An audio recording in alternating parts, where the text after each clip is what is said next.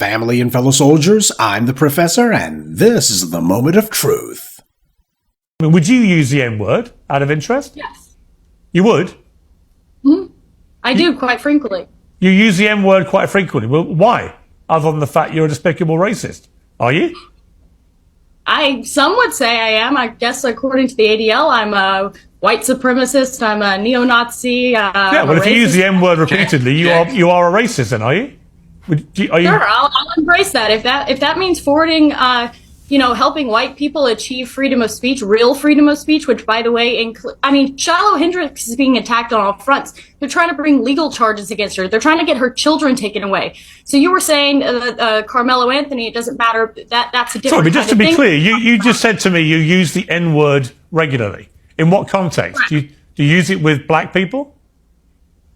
Yes, if it's appropriate. When would it be appropriate to use the N-word? When would it be appropriate? Anytime I feel like it. So you're an unashamed racist? Correct. Well, do you understand that makes you a despicable human being? I guess so. I don't really care. A lot of you by now already know who this white supremacist is. She thinks to herself that she's being clever by claiming that she's pro-white. First of all, there can't be anything such as pro-white. That's impossible. Why? Because nobody is anti-white. Nobody has the power or the desire to be. And whenever you have somebody who tries to claim, well, I'm being pro-white, I'm an advocate for white people, there's nobody who's not an advocate for white people. The most powerful people on the planet are all advocates for white people. Elon Musk, Peter Thiel, you name it. In fact, Charlie Kirk, the only reason he became a thing is because he had a bunch of millionaires and eventually a few billionaires who were bankrolling his operation. So all you got to do is get out there and say, I'm going to say some crazy stuff all in the name of being quote-unquote pro-white and watch the money roll in. The old white supremacist grift. This is exactly what Lilly Gaddis is about. She went viral last year for using a racial slur, and while it attracted the white supremacists like flies to feces, it also cost her job. Well, they didn't miss her over at the Greasy Spoon, I'm sure, but by then she was already recognizing that she could do the phony white outrage grift and get paid off of that. There was certainly plenty of precedent for it. Every time you had some white supremacist who was accused of harming a black person, especially if it was on video, those white supremacists would go ahead and send their state mental health disability checks right away.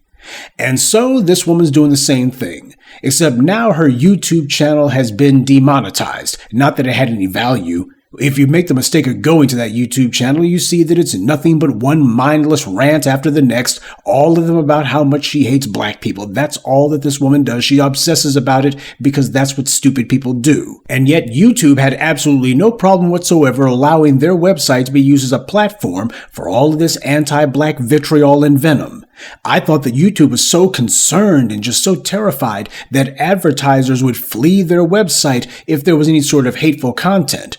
If you're part of the black media, you understand that we are constantly under attack under the false accusation that simply criticizing white supremacy is somehow a violation of YouTube's community standards. Meanwhile, white supremacist bottom feeders like Lilly Gaddis are free to post as much anti-black content as they want, and YouTube has no problem with it. No violation of community standards at all. Well, that is until very, very recently. You know, years and years ago, there was this white supremacist Nimrod who YouTube allowed to post all kinds of openly racist videos, all kinds of anti-black content. I know that doesn't narrow it down, but some of the folks who have been on this site a while will probably remember the clown I'm talking about. He even claimed to have written a book, which I consider to be doubly extraordinary. First of all, because he's the first person in human history to have written more books than he read, and secondly, I consider it amazing that an illiterate Claude could actually write a book. Surely he had a ghostwriter.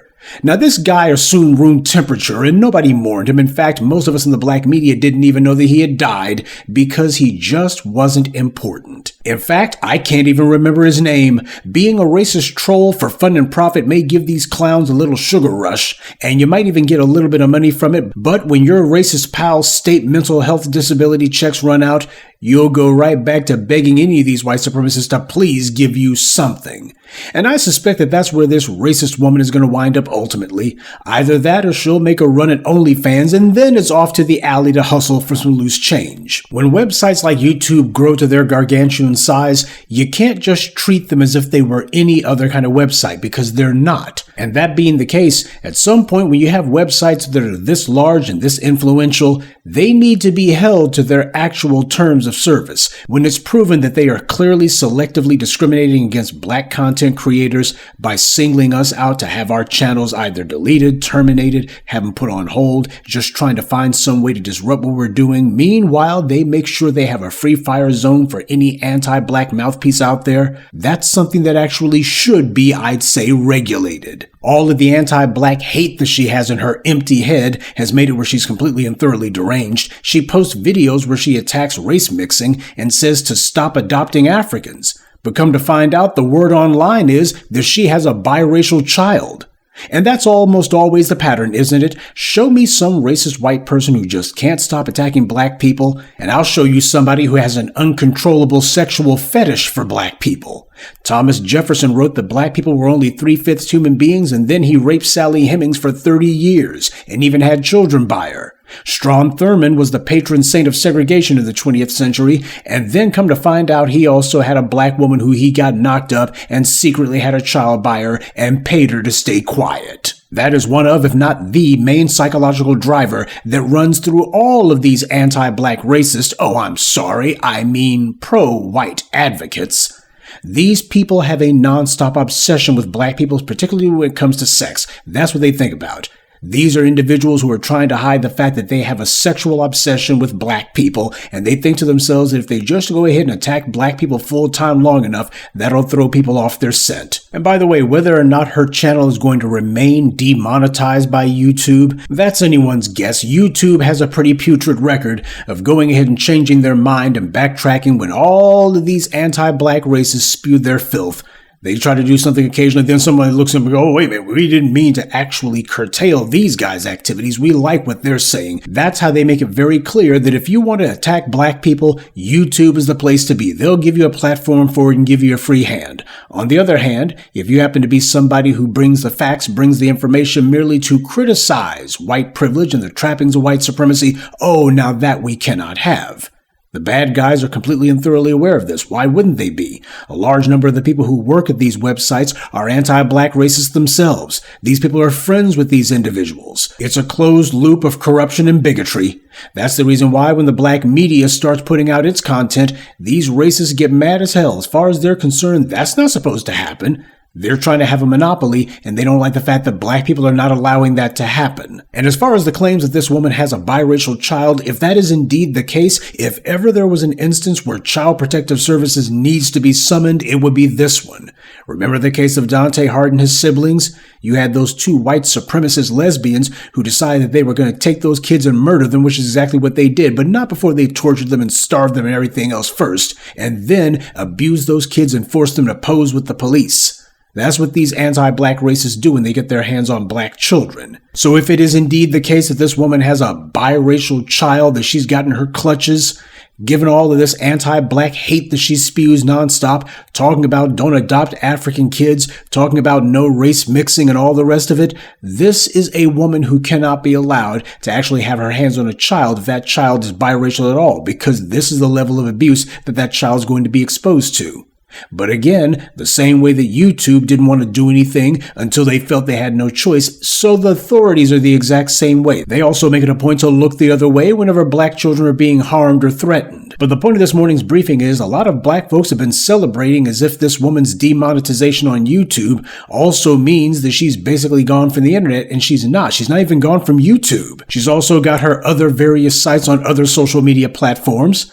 All that's happened at this point is YouTube's basically making it where she's going to have to pull a Kyle Rittenhouse or a George Zimmerman or a Daniel Penny and go ahead and use whatever white supremacist infrastructure there is to have those people send her their money. That's the grift that these anti-black racists run. That's the reason why after Charlie Kirk got murked, you had this tsunami of clowns and clods who called themselves trying to inherit his audience because they all knew that Charlie Kirk was being bankrolled by billionaires and they were all lined up to audition to be the next one who was supposed to get all of that dark white money. That's what they were wanting to see. Having double knockouts, sitting there criticizing each other, having all of these fights, having all of these public arguments with each other as they all competed to show who was the most unhinged right-winger of them all.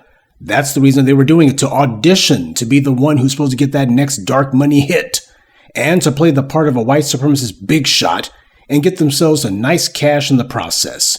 And as I've explained to you with people like Richard Spencer, he was being bankrolled by a mega millionaire publisher, William Regnery. This is how white supremacy incentivizes people to do its bidding. This is how it keeps the perpetual machine of anti-black racism running, by showing that they will pay people to do it. That's why this creep wasn't bothered about losing her job.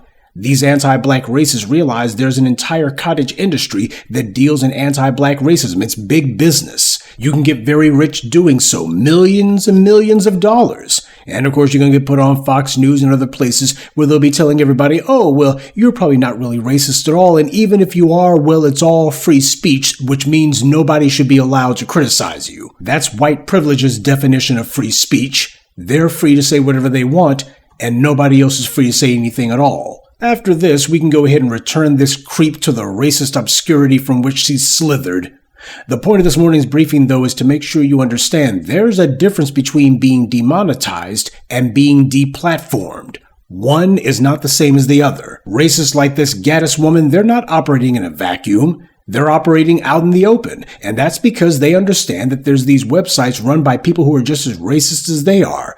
Individuals at these websites who make sure that the algorithms favor the white supremacist and the bigots and the anti-black racist, and make sure that as for the black media, there's going to be a shadow ban instead. So while it is good to see her whining and complaining that YouTube demonetized her, we don't know whether this is going to be permanent or not, and even if it is, it doesn't matter, because they're allowing her channel to stay up, and the content is every bit as hateful and racist as it's ever been, because YouTube likes it that way. They're the real problem here, because if they didn't want her posting all of this stuff, she wouldn't be. She's doing their dirty work. She's the one going ahead and taking the slings and arrows on their behalf, because they're the ones who want this out there. Her YouTube channel being demonetized is far from an L. As I told you, you'll know when the enemy actually has been beaten, not by whether their YouTube or any other social media account has been demonetized, but rather by whether or not they are silent. When the fools who give them their little bit of change have finally evaporated and gone away,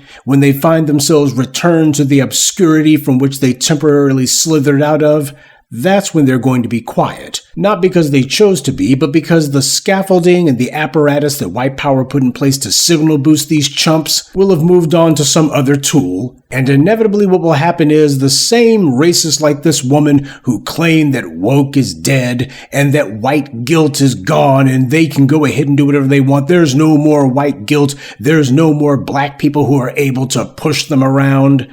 When these guys get crushed once and for all, you better believe they'll be right back online whining and complaining, and this time saying that it's all black people's fault. Good day, and be one.